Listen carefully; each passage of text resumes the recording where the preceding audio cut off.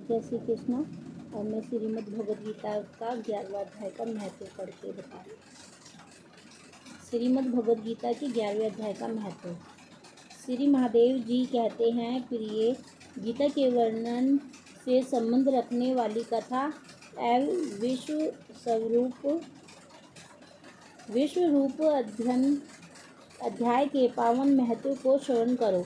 विशाल नेत्रों वाली पार्वती, इस अध्याय के महत्व का पूरा वर्णन नहीं किया जा सकता। इसके संबंध में सहस्त्रों कथाएं हैं।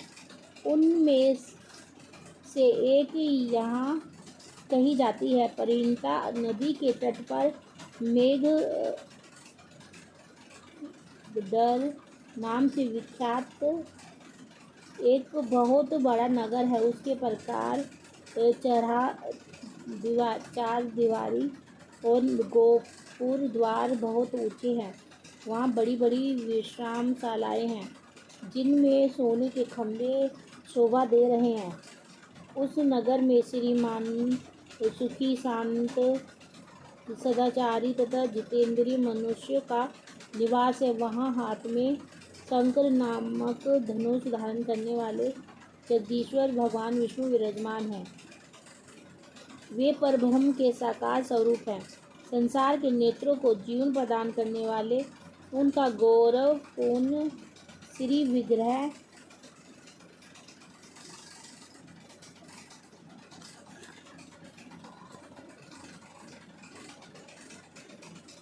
भगवती लक्ष्मी के नेत्र कमलों द्वारा पूजित होता है।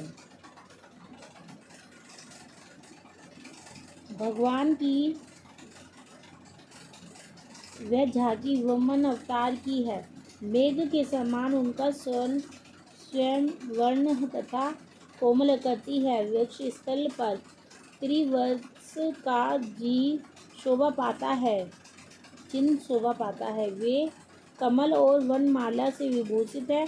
अनेक प्रकार के आभूषणों से सुशोभित हो भगवान वमन रत्न युक्त समुद्र के सदृश जान पड़ते हैं।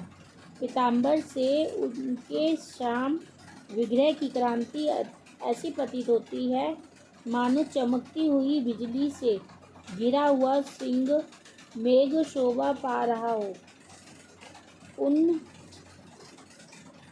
भगवान वमन का दर्शन करके जीव जन्म एवं संसार के बंधन से मुक्त हो जाता है। उस नगर में मेखला नामक महान तीर्थ है, जिसमें स्नान करके मनुष्य सतत वैकुंठ धाम को प्राप्त होता है। वहाँ जगत के स्वामी करुणा सागर भगवान नरसिंह का सदर्शन करने से मनुष्य 7 जन्मों के किए हुए घोर पाप से छुटकारा पा जाता है। जो मनुष्य मेखला में गणेश जी का दर्शन करता है, वह सदा दुरुस्त विघ्नों के भी पार हो जाता है। उसी मेघालय नगर में कोई श्रेष्ठ ब्राह्मण थे, जो ब्रह्मचार्य पारण, ममता और अहंकार से रहित, वेद शास्त्रों में प्रवीण, जितेंद्रिय तथा भगवान वासुदेव के शरणगत थे। उनका नाम सुनंद था। प्रिय, वे साढ़ धनुष धारण करने वाले भगवान के पास गीता के 11वें अध्याय विश्व रूप दर्शन योग्य का पाठ किया करते थे। उस अध्याय के प्रभाव से उन्हें ब्रह्म ज्ञान की प्राप्ति हो गई थी। ब्रह्म ज्ञान प्राप्त करना है तो 11वां अध्याय। परमानंद दोहे से पूर्ण उत्तम ज्ञानमयी समाधि के द्वारा इंद्रियों के अंतर्मुख हो जाने के कारण वे निश्चय स्थिति को प्राप्त हो गए थे और सदा जीवन मुक्त योगी की स्थिति में रहते थे। एक समय जब बृहस्पति सिंह राशि पर स्थित थे, महायोगी सुनंद ने गोदावरी तीर्थ की यात्रा आरंभ की। वे कर्मश विरज तीर्थ, तारा तीर्थ, कपिला संगम, अष्ट तीर्थ, कपिला द्वार, नरसी वन, अंबिकापुरी तथा कर स्थानपुर आदि क्षेत्रों में स्नान और दर्शन करते हुए विवाह मंडप नामक नगर में आए। वहां उन्होंने प्रत्येक घर में जाकर अपने ठहरने के लिए स्नान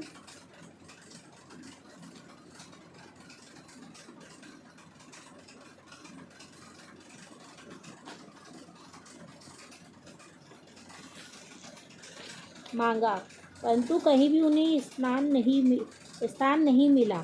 अंत में गांव के मुखिया ने उन्हें एक बहुत बड़ी धर्मशाला दिखा दी। ब्राह्मण ने साथियों सहित उसके भीतर जाकर रात में निवास किया। सवेरे होने पर उन्होंने अपने को तो धर्मशाला के बाहर पाया, किंतु उनके और साथी नहीं दिखाई दिए। वे उन्हें खोजने के लिए चले। इतने में ही ग्रामपाल मुखिया से उनकी भेंट हो गई। ग्रामपाल ने कहा, मुनीश्वर, तुम सब प्रकार से दीर्घायु जान पड़ते हो। सौभाग्यशाली तथा पुण्यवान पुरुषों में तुम सबसे प्रिय हो। तुम्हारे भीतर कोई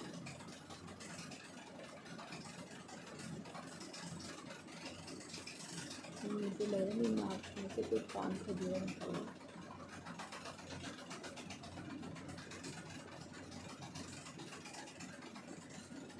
तुम सब प्रकार से दीर्घायु जान पड़ते हो। सौभाग्यशाली तथा पुण्यवान पुरुषों में तुम सबसे पवित्र हो। तुम्हारे भीतर कोई लोकोत्तर प्रभाव विद्यमान है। तुम्हारे साथी कहाँ गए और कैसे इस भवन से बाहर हुए, इसका पता लगाओ। मैं तुम्हारे सामने इतना ही कहता हूँ कि तुम्हारे जैसा तपस्वी मुझे दूसरा कोई नहीं दिखाई देता। विप्रवर, तुम्हें किस महामंत्र का ज्ञान है? किस विद्या का आश्रय लेते हो? तथा किस देवता की दया से तुम्हारे लौकिक शक्ति आ गई है? भगवान, कृपा करके इस गांव में रहो। मैं तुम्हारी सब सेवा सुरक्षा करूँगा। सुरक्षा होगा, सुश्रूषा। 3 ऐसे श आ गए जो मुझसे मुश्किल से बोले जाते हैं। सुश्रूषा एक साथ लिख के करूँगा।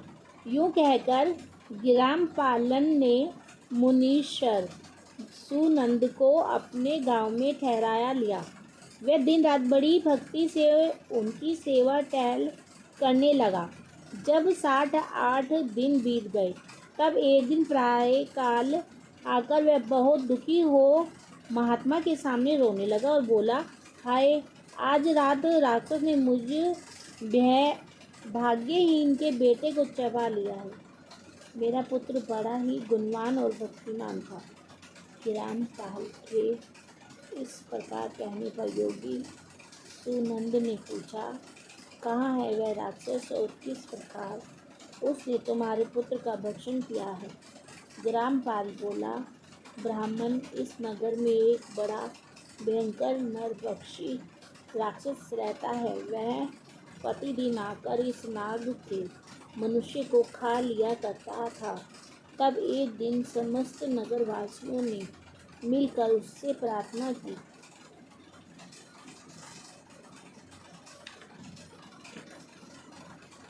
राक्षस, तुम हम सब लोगों की रक्षा करो।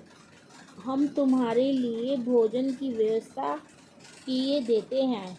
यहाँ बाहर के जो पथिक रात में आकर नींद लेने लगे, उनको खा जाना। इस प्रकार नागरिक मनुष्यों ने गांव के मुझ मुखिया द्वारा इस धर्मशाला में भेजे हुए पथिकों को ही राक्षस का आहार निश्चय किया।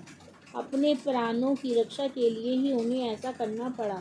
तुम भी अन्य राहगीरों के साथ इस घर में आकर सोए थे, किंतु राक्षस ने उन सबको तो खा लिया, केवल तुम्हें छोड़ दिया है। जो तुम में ऐसा क्या प्रभाव है, इस बात को तुम ही जानते हो। इस समय मेरे पुत्र का एक मित्र आया था, किंतु मैं उसे पहचान न सका। वह मेरे पुत्र को बहुत ही प्रिय था, किंतु अन्य राहगीरों के साथ उसे भी मैंने उसी धर्मशाला में भेज दिया। मेरे पुत्र ने जब सुना कि मेरा मित्र भी उसी में प्रवेश कर गया, तब वह उसे वहाँ से ले आने के लिए गया, परंतु राक्षस ने उसे भी खा लिया। आज सवेरे मैंने बहुत दुखी होकर उस पिशाच से पूछा, ओ दुष्ट मन, तूने रात में मेरे पुत्र को भी खा लिया। तुम्हारे पेट में पड़ा हुआ मेरा पुत्र जिससे जीवित हो सके ऐसा कोई उपाय यदि हो तो बता। राक्षस ने कहा, ग्रामपाल, धर्मशाला के भीतर घुसे हुए तुम्हारे पुत्र के ना जाने के कारण मैंने भक्षण किया है। अन्य पाठकों के साथ तुम्हारा पुत्र भी अनजाने में ही मेरा ग्रास बन गया है। वह मेरे उदर में जिस प्रकार जीवित और रक्षित रह सकता है वह उपाय स्वयं विधाता ने ही कर दिया है। जो ब्राह्मण सदा गीता के 11वें अध्याय का पाठ करता हो उसके प्रभाव से मेरी मुक्ति होगी और मरे हुओं को पुनः जीवित प्राप्त होगा। यहाँ कोई ब्राह्मण रहते हैं जिनको मैंने एक दिन धर्मशाला से बाहर कर दिया था। वे निरंतर गीता के 11वें अध्याय का जप किया करते हैं। इस अध्याय के मंत्र से 7 बार अभिमंत्रित करके यदि वे मेरे ऊपर जल का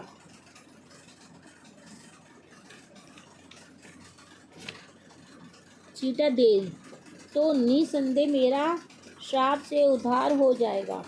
इस प्रकार उस राक्षस का संदेश पाकर मैं तुम्हारे निकट आया हूँ। ब्राह्मण ने पूछा, ग्रामपाल, जो रात में सोए हुए मनुष्यों को खाता है वह प्राणी किस पाप से राक्षस हुआ है? ग्रामपाल बोला, ब्राह्मण, पहले इस गांव में कोई किसान ब्राह्मण रहता था। एक दिन वह अगहनी के खेत की क्यारियों की रक्षा करने में लगा था। वहाँ से थोड़ी ही दूर पर एक बहुत बड़ा गिद्ध किसी राही को मारकर खा रहा था। उसी समय एक तपस्वी कहीं से आ निकले जो उस राही को बचाने के लिए दूर से ही दया दिखाते आ रहे थे। गिद्ध उस राही को खाकर आकाश में उड़ गया। तब तपस्वी ने कुपित होकर उस किसान से कहा, ओ दुष्ट हलवाहे, तुझे धिक्कार है। तू बड़ा ही कठोर और निर्दयी है। दूसरे की रक्षा से मुंह मोड़कर केवल पेट पालने के धंधे में लगा है। तेरा जीवन नष्टप्राय है। अरे जो चोर दाढ़ वाले जीव, सर्प, शत्रु, अग्नि, विष, जल, गिद्ध, राक्षस, भूत तथा बेताल आदि के द्वारा घायल हुए मनुष्यों की शक्ति होते हुए भी उपेक्षा करता है वह उनके वध का फल पाता है। जो शक्तिशाली होकर भी चोर आदि के चुंगल में फंसे हुए ब्राह्मण को छुड़ाने की चेष्टा नहीं करता वह घोर नरक में पड़ता है और उन भेड़िए के योनि में जन्म लेता है। जो वन में मारे जाते हुए तथा गंध और व्याध की दृष्टि में पड़े हुए जीव की रक्षा के लिए छोड़ो छोड़ो की पुकार करता है वह परम गति को प्राप्त होता है। जो मनुष्य गौओं की रक्षा के लिए व्याघ, भील तथा दुष्ट राजाओं के हाथ से मारे जाते हैं वे भगवान विष्णु के उस परम पद को पाते हैं जो योगियों के लिए भी दुर्लभ है। सहस्त्र अश्वमेध और 100 वाजपेय यज्ञ मिलकर शरणगत रक्षा की 16वीं कला के बराबर भी नहीं हो सकते। दीन तथा भीत जीव की उपेक्षा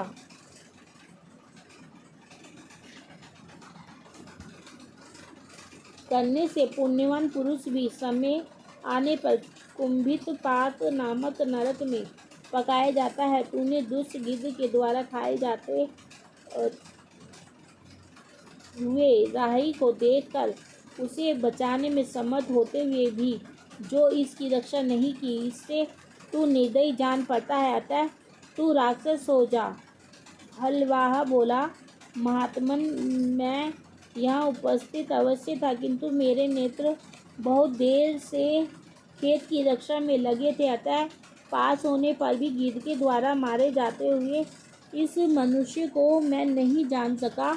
अतः मुझ दिन पर आपको अनुग्रह करना चाहिए। तपस्वी ब्राह्मण ने कहा, जो प्रतिदिन गीता के 11वें अध्याय का जप करता है उस मनुष्य के द्वारा अभिमंत्रित जल जब तुम्हारे मस्तक पर पड़ेगा उस समय तुम्हारे शाप से छुटकारा मिल जाएगा। यह कहकर तपस्वी ब्राह्मण चले गए और वह हलवाहा राक्षस हो गया। अतः द्विज शेष, तुम चलो 11वें अध्याय से तीर्थ के जल को अभिमंत्रित करो, फिर अपने ही हाथ से उस राक्षस के मस्तक पर उसे छिड़क दो।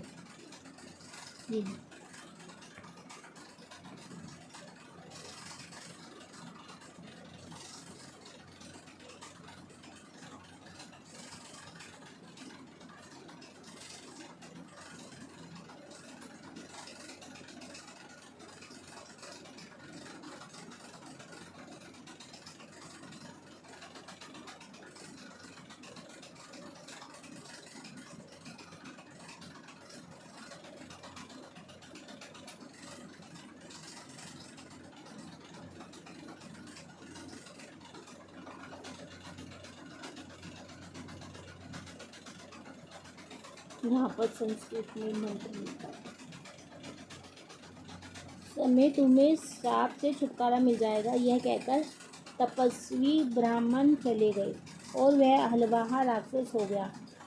अतः दिग्ज शेष, तुम चलो और 11वें अध्याय से तीर्थ के जल को अभिमंत्रित करो, फिर अपने ही हाथ से उस राक्षस के मस्तक पर उसे छिड़क दो। ग्रामपाल की यह सारी प्रार्थना सुनकर ब्राह्मण का हृदय करुणा से भर आया। वे बहुत अच्छा कहकर उसके साथ राक्षस के निकट गए और वे ब्राह्मण योगी थे। उन्होंने विश्व रूप दर्शन नामक 11वें अध्याय से जल अभिमंत्रित करके उस राक्षस के मस्तक पर डाला। गीता के 11वें अध्याय के प्रभाव से वह शाप से मुक्त हो गया। उसने राक्षस देह का परित्याग करके चतुर्भुज रूप धारण कर लिया तथा उसने जिन शस्त्रों पथिकों का भक्षण किया था वे भी शंख चक्र एवं गदा धारण किए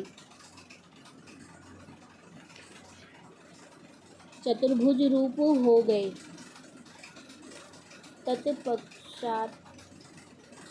तत्पश्चात वे सभी विमान पर रूढ़ हुए। उतने में ही ग्रामपालन ने राक्षस से कहा, निशाचर, मेरा पुत्र कौन है, उसे दिखाओ।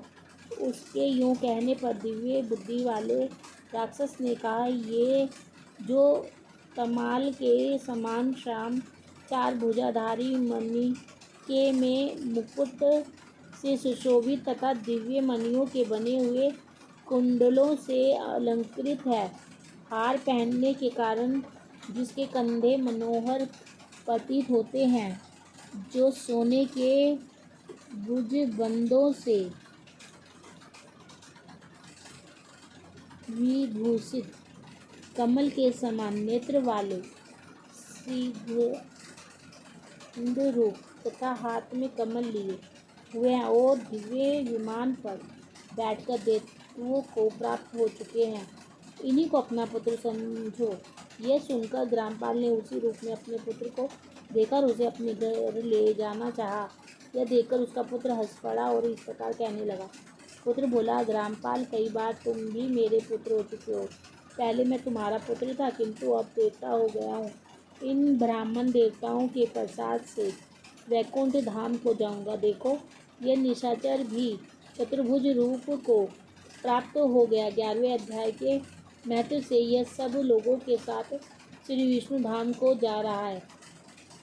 अरे तुम भी इन ब्रह्मदेव से गीता के 11वें अध्याय का अध्ययन करो और निरंतर उसका जप करते रहो। इसमें संदेह नहीं है कि तुम्हारी भी ऐसी ही उत्तम गति होगी। तात, मनुष्य के लिए साधु पुरुषों का संग सरलता दुर्लभ है, वह भी इस समय तुम्हें प्राप्त है। अतः अपना अभीष्ट सिद्ध करो। धन, भोग, दान, यज्ञ, तपस्या और पूर्वक कर्मों से क्या लेना है। विश्व रूपाध्याय के पाठ से ही परम कल्याण की प्राप्ति हो जाती है। पूर्णानंद स्वरूप श्री कृष्ण नामक ब्रह्म के मुख से कुरुक्षेत्र में अपने मित्र अर्जुन के प्रति जो अमृत में उपदेश निकला था, वही श्री विष्णु का परम सात्विक रूप है। तुम उसी का चिंतन करो। वह मोक्ष के लिए प्रसिद्ध रसायन है। संसार भय से डरे हुए मनुष्यों की आदि विधि का विनाशक तथा अनेक जन्म के दुखों का नाश करने वाला है। मैं उसके सिवा दूसरे किसी साधन को ऐसा नहीं देखता, अतः उसी का अभ्यास करो। श्री महादेव जी कहते हैं, यूँ कहकर वह सबके साथ श्री विष्णु के परमधाम को चला गया। तब ग्रामपालन ने ब्राह्मण के मुख से उस अध्याय को पढ़ा। फिर वे दोनों ही उसके महात्म्य से विष्णु धाम को चले गए। पार्वती, इस प्रकार तुम्हारे 11वें अध्याय की महात्म्य कथा सुनाई है। इसके श्रवण मात्र से महान पातकों का नाश हो जाता है। चलो, इसका महात्म्य खत्म हो गया 11वें अध्याय का। जय श्री कृष्ण।